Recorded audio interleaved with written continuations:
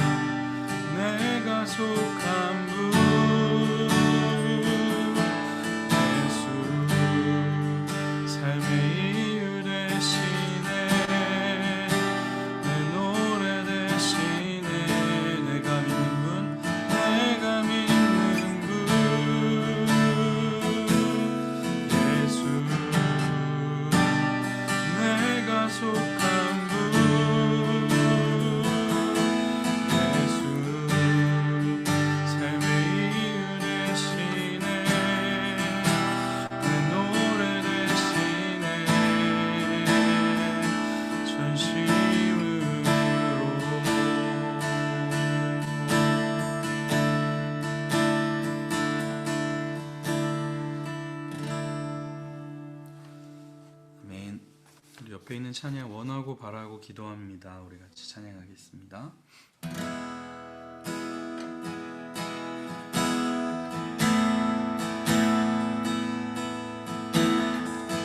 세상을 살아가는 안에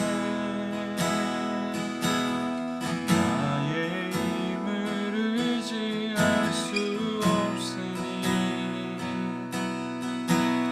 기도하고 낙심하지 말 것을 주께서 참 소망이 되심이라. 하나님의 꿈이 나의 비전이 되고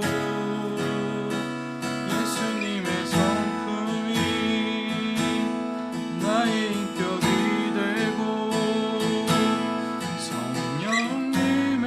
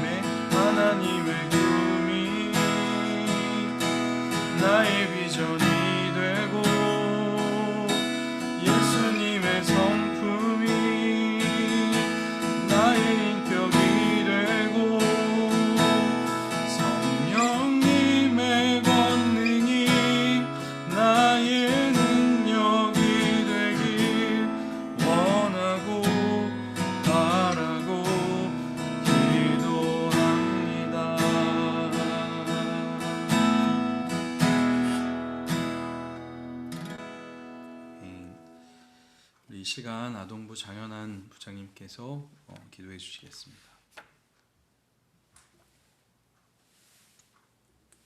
기도드리겠습니다. 사랑의 하나님 감사합니다. 부족한 저희를 깨워주시고 불러주셔서 특별 새벽 기도를 할 수 있도록 도와주심에 감사합니다. 주님 이 시간 은혜의 시간이 되게 하여 주옵소서.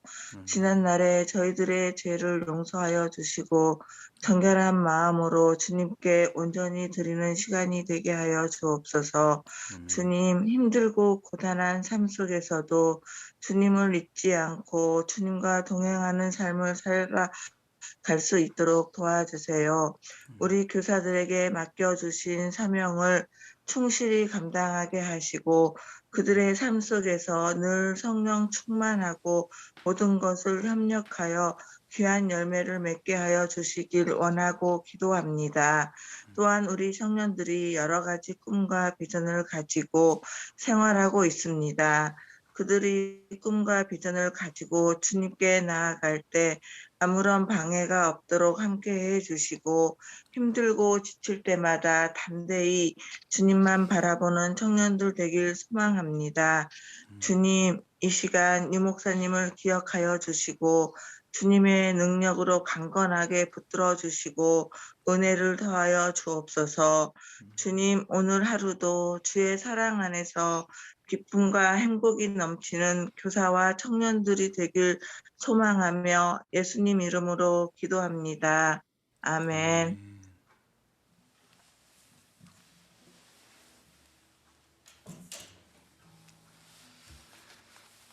감사합니다. 오늘 벌써 우리 5번째 날 됐는데요. 우리 또 꾸준히 참여하고 계시는 우리 선생님들 또 우리 청년들 정말 감사합니다. 다들 너무 좋으시죠? 너무 피곤하시죠? 네, 아유, 네. 여러분들 피곤해서 이렇게 시간 또 드리는 만큼 또 하나님이 더 큰 은혜를 주시기를 제가 간절히 기도하면서 준비하고 있습니다. 오늘도 하나님이 더 크신 은혜를 주시기를 소망합니다. 오늘 우리 이제 5번째 날 일용할 양식을 주소서인데요. 우리 같이 먼저 말씀을 한번 읽겠습니다. 같이 읽겠습니다. 그러므로 너희는 이렇게 기도하라. 하늘에 계신 우리 아버지여, 이름이 거룩히 여김을 받으시오며 나라가 임하시오며 뜻이 하늘에서 이루어진 것 같이 땅에서도 이루어지이다. 오늘 우리에게 일용할 양식을 주시옵고 우리가 우리에게 죄 지은 자를 사하여 준 것 같이 우리 죄를 사하여 주시옵고 우리를 시험에 들게 하지 마시옵고 다만 악에서 구하시옵소서. 나라와 권세와 영광이 아버지께 영원히 있사옵나이다. 아멘. 우리 교육부서에서나 혹시 청년부에서나 혹시 이렇게 뭐 회의를 하거나 뭐 이렇게 아침 경건회를 하고 주기도문을 혹시 마치실 때가 이제 여러분 혹시 있다면 주기도문을 이렇게 외워서 해치우듯이 하지 마시고 좀 이렇게 천천히 좀 하는 그런 시간을 좀 가졌으면 좋겠어요. 그러면서 여러분들이 이제 주기도문에 대해서 우리가 함께 나누니까 한 구절 한 구절을 읽을 때 그것들을 좀 이렇게 묵상하면서 이렇게 좀 천천히 할 수 있다면 좀 더 좋은 시간이 될 거라고 저는 생각합니다. 인간의 삶에 있어서는 만남이 되게 중요하거든요. 우연히 서로 만난다는 것도 혹은 이제 신하가 뜻에 맞는 임금을 만난다는 걸 조우라고 하죠. 참 조우했다. 반면에 좀 제대로 된 만남을 못했을 때 우리는 불우하다고 하죠. 재능이나 능력이 있지만 시대를 잘못 만났을 때 그런 걸 이제 불우하다고 합니다. 또 스승을 잘못 만난 것이 불우한 거죠. 일제 강점기에 태어나서 여자로서의 삶을 살지도 못하고 어른들의 성놀이개로 끌려가는 것, 그런 걸 우리는 이제 불우하다고 이야기합니다. 그래서 인간의 인생에서는 만남이 정말 중요하죠. 그래서 천재이루라는 말이 있잖아요. 좀처럼 만나기 어려운 기회를 만나는 거, 천년에 한 번 있을까 말까 하는 만남을 천재이루라고 하죠. 인간에게 있어서 가장 좋은 만남은 무엇일까요? 그것은요, 바로 예수님을 만나는 겁니다. 우리가 예수님을 만나고 그분을 주인으로 섬기고 그분으로 인해서 하나님 나라의 백성이 되어서 살아갈 수 있는 거, 이것만으로도 이게 진짜 대단한 만남이거든요. 예수님을 모르고 살아가는 사람들이 되게 많은데 그 만나는 삶이 얼마나 좋은 건지도 모르고 살아가는 사람이 많은데, 우리는 주님을 만나고 주님이 우리의 주인이 되어 주시고 또 그 주님과 함께 이 새벽의 시간을 함께 보낼 수 있다는 거, 이건 진짜 참 귀한 만남이죠. 우리가 날마다의 삶에서 주님을 만나는 그런 만남이 있기를 간절히 소망합니다. 제가 이 우라는 단어를 되게 좋아하거든요. 만날 우자거든요. 그래서 제가 이제 둘째 아들 이름을 글서자에 만날 우로 해서 말씀이신 주님을 만나라, 말씀을 통해 예수님을 만나라 이렇게 했는데 이름대로 살지는 않죠. 네. 제가 이제 그 아들의 이름을 말씀드리려는 게 아니고, 오늘 이제 오늘 말씀드리고 싶은 거는 우리는 주님을 어떻게 언제 만나야 하는가라는 거죠. 그 이야기가 이제 오늘의 기도 속에 담겨 있는데요. 11절 말씀을 다시 읽어보면, 오늘 우리에게 일용할 양식을 주시옵고 라고 이제 주님이 이제 기도를 가르쳐 준 겁니다. 이 기도가 기도에 주님이 가르쳐 주신 기도의 한가운데 있는 게 정말 감사한 일입니다. 만약에 이 기도가 없었다면 우리는 과연 주님을 만날 수 있었을까 하는 생각이 들어요. 내가 과연 주님을 찾기나 할까라는 생각 말이죠. 양식을 구하라고 가르쳐 주신 거잖아요. 먹고 사는 문제에 대해서 기도해라 라고 이제 가르쳐 주신 거잖아요. 만약에 이 기도가 주기도문에 없었다면 우린 날마다 고상한 기도만 해야 되거든요. 하나님이 우리와 얼마나 다른 분인지 알려달라고 기도하고, 하나님 나의 나라는 끝나고 하나님의 나라가 임하게 해달라고, 하나님의 뜻대로 살게 해달라고 막 이렇게 기도해야 되거든요. 근데 실제로 우리에게는 먹고 사는 문제가 되게 중요한데, 그래서 이것을 가르쳐 주신 게 얼마나 감사한지 모릅니다. 주님은요, 그런데 하나님에 대한 기도 일단 10개 하고 나서 너에 대한 기도해라 이렇게 가르쳐 주신 게 아니고, 이 기도를 가운데다가 넣으셨거든요. 우리에 대한 기도를 3가지, 하나님에 대한 기도를 3가지 공평하게 얘기하셨어요. 근데 이 기도의 주제가 제가 이제 그 둘째 날 말씀드린 것 같은데, 주기도문의 전체 주제가 하나님의 나라라고 말씀을 드렸습니다. 그렇다면 뭐냐면, 이 지금 우리의 일용할 양식을 주소서라는 이 기도가요, 하나님 나라와 아주 관련이 되어 있다는 거예요. 하나님 나라와 우리의 먹고 사는 이 문제가 연관이 되어 있다라는 걸 이야기하는 거죠. 사실 우리의 삶에서 먹고 사는 문제처럼 늘 반복되고 일상적인 일들이 상당한 부분을 차지합니다. 우리는 오늘 아침에도 알람 소리를 들으면서 힘들게 일어났죠.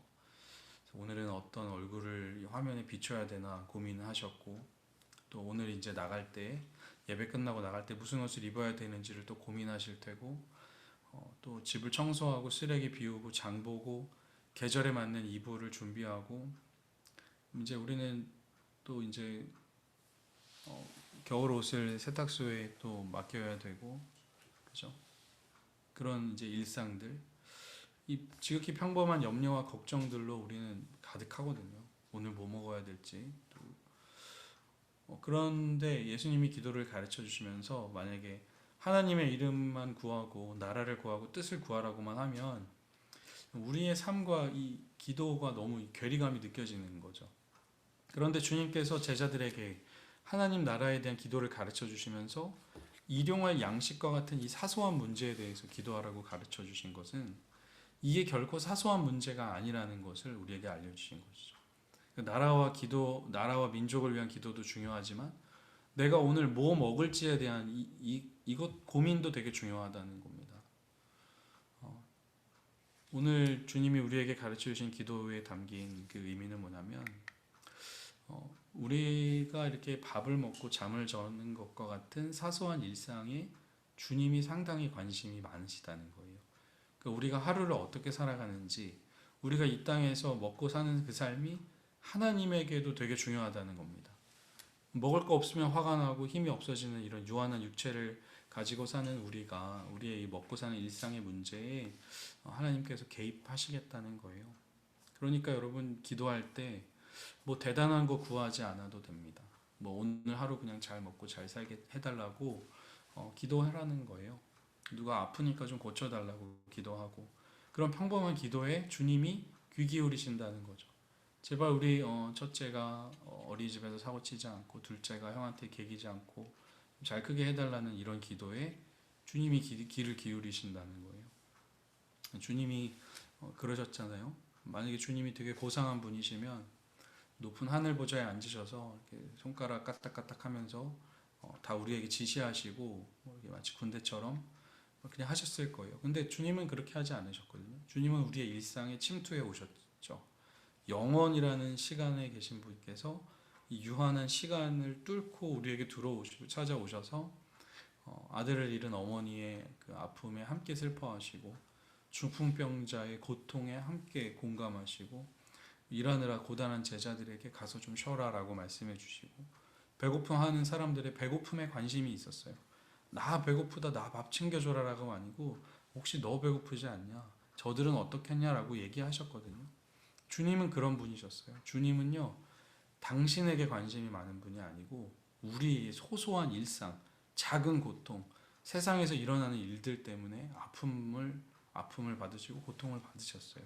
그게 주님이에요. 왜 그러셨을까요? 주님이 왜 우리의 일상에 그렇게 관심이 많으실까요? 우리의 필요를 다 알고 계신 분이께서 우리가 굳이 이걸 구하지 않아도 주님은 다 알고 계시잖아요. 하나님의 나라와 의를 구하라. 너네 먹고 오늘 뭐 먹을지 이런 거 고민하지 말아라. 주님 이렇게 말씀하신 분께서 왜 우리의 이 일상에 관심이 많으실까요? 왜냐하면 우리가 이렇게 사소한 것들을 구하면서 하나님을 만나기를 바라기 때문입니다. 교회에서 예배드리면서 하나님 만나는 것도 중요하지만 일상에서 내가 진짜 이런 사소한 일들을 주께 구하기를, 기도하면서 주님을 만나기를 주님이 바라시는 거예요. 그만큼 이게 주님을 소중히 여기신다는 거죠. 그런데 이제 주님이 오늘 우리에게 이 기도를 가르쳐 주실 때 우리에게 오늘 우리에게 양식을 주소서라고 이제 얘기 안 하시고 우리에게 일용할 양식을 주시기를 구하라고 이제 가르쳐 주셨거든요. 일용할 양식. 일용할 양식은요, 일용하다는 단어가 생존을 위해 필요한 이런 단어입니다. 그러니까 이 의미를 담아서 11절 말씀을 이제 읽어보면 오늘 우리에게 필요한 만큼의 양식을 주소서라는 이제 의미죠. 필요한 만큼의 양식을 주소서. 그러니까 하나님은 분명히 이제 사소한 일상에서 먹고 만나고 먹고 이런 문제에 관심이 많으신데 우리가 그것을 구할 때 필요한 만큼만 구하라는 거죠. 그 두고두고 먹을 만큼의 풍족한 양식이 아니라 생존을 위해 필요한 양식을 구하라는 거예요. 이게 참 우리를 불편하게 합니다. 우리가 사는 삶은 어떻습니까? 오늘 조금 불편해도 내일을 위해 쌓아둬라 라고 이야기하거든요. 기술을 쌓아놓든 돈을 쌓아놓든 뭐든 많이 모아놔야 편하게 사는 거다. 내 인생살이는 다 내 힘으로 사는 거야. 그러니까 많이 모아두고 쌓아둬. 향후 20년, 30년을 위해서 주식을 사두고 이렇게 이야기하거든요. 세상은 우리에게 하루 먹을 양식이 아니고 100년 먹을 양식을 창고에 쌓아둬야 100년을 편안하게 살 수 있다고 이야기를 해요. 그런데 이런 세상의 원리에 맞서서 주님은 우리에게 하루에 필요할 양식을 구하라는 기도를 가르쳐 준 거죠. 그러면서 이 기도에 대한 설명을 누가복음 12장에다가 이제 해 놓으신 거예요. 그게 이제 누가복음 12장 16절부터 19절 말씀인데요. 또 비유로 그들에게 말하여 이르시되 한 부자가 그 밭에 소출이 풍족하여 심중에 생각하여 이르되 내가 곡식 쌓아둘 곳이 없으니 어찌할까 하고 또 이르되 내가 이렇게 하리라 내 곳간을 헐고 더 크게 짓고 내 모든 곡식과 물건을 거기에 쌓아두리라. 또 내가 내 영혼에게 이르되 영혼아 여러 해 쓸 물건을 많이 쌓아두었으니 평안히 쉬고 먹고 마시고 즐거워하자 하리라 하되. 이 누가복음 12장에 나오는 부자가 이제 창고에다가 쌓이는 만큼 나는 그 쌓이는 만큼 편안할 수 있을 거다라고 생각을 했거든요. 잔고가 쌓이는 만큼 내 마음도 편안해진다라고 생각을 했는데 그런데 이제 생각하지 못했던 게 한 가지가 있었죠. 주님이 그래서 이제 20절에 이렇게 이야기하시잖아요. 하나님이 이르시되 어리석은 자여 오늘 밤에 내 영혼을 도로 찾으리니 그러면 내 준비한 것이 누구의 것이 되겠느냐 하셨으니. 우리의 삶은요 창고에 쌓아놓는 만큼 보장되는 게 절대로 아닙니다. 이 땅에서는요, 사실은 하루 먹을 양식이면 충분하거든요. 그 말은 뭐냐면 내가 하루 벌어 하루 살아라 이렇게 이야기를 하시는 게 아니고요. 여러분이 적금 들고 주식하고 있는 이런 모든 것을 하나님이 잘못됐다라고 이야기하시는 게 절대 아니고요. 이 말씀은 뭐냐면 우리의 생명이 하나님께 달려 있는 것이지 월급 봉투나 내가 하는 일에 달려 있는 것이 아니라는 겁니다. 다시 말하면 뭐냐면 내일에 대한 걱정은 내일이 하게 하고 나는 오늘 하루를 성실하게 살아가라는 거예요. 오늘 하루의 삶에 필요한 것을 구하고 내일은 또 내일을 맡기며 사는 삶이 하나님 나라의 삶이라는 겁니다. 그러니까 주님은요, 우리가 저만큼 먼 미래를 걱정하며 사는 삶을 바라지를 않으신다는 거예요.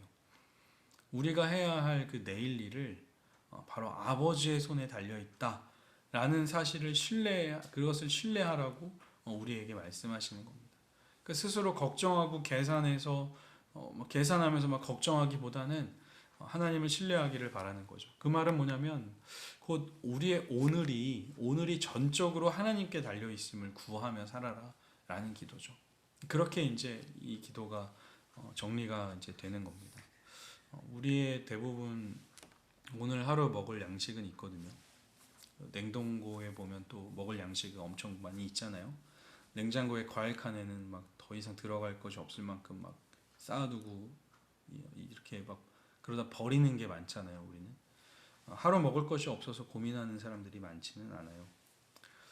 주님이 우리에게 이 기도를 가르쳐 주신 건 양식 얘기하는 게 아니고요. 먹고 마시는 거 이야기하는 게 아니고 우리의 생명을 주관하는 분이 하나님이다. 오늘 나의 생명을 주관하는 분이 하나님이다. 라는 의미라는 거죠. 그러니까 오늘을 살기 위해서 하나님을 찾고 의지하는 삶이야말로 이 기도하는 우리에게 필요한 삶이라는 겁니다. 마음이 가난하든지 혹은 정말 가난하든지 풍요롭든지 정말 먹을 것을 쌓아두고 살든지 그 쌓아둔 것을 의지하지 말고 하나님을 전적으로 의지하는 삶이 바로 그리스도인의 삶이다. 하나님 나라의 삶이다 라고 이야기를 하는 겁니다.